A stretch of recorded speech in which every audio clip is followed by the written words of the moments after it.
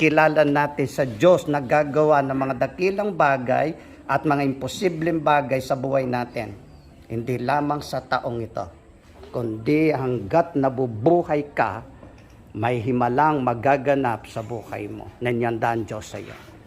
Mag-amis ka.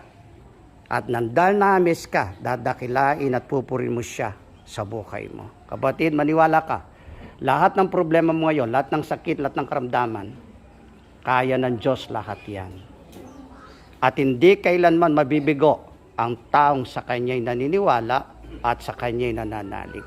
At kung naniniwala ka, mangyayari lahat yan ng request at kailangan mo sa pamilya mo at sa lahat na mahal mo sa buhay, sa lahat ng mga kapatid natin sa panampalataya, pati yung mga wala, sa oras na ito, ako naniniwala ko, may himalang magaganap din sa buhay nila. At kung naniniwala ka na ito'y mangyayari at magaganap at gagawin ng Diyos sa iyo, magsabi ng malakas na Amen! Hallelujah!